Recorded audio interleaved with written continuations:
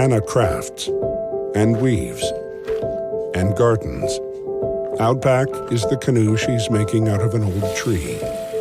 She likes handcrafting her coffee, too, with a coarse grind for just the right amount of grit. For Anna, it's the Bodum French press or nothing.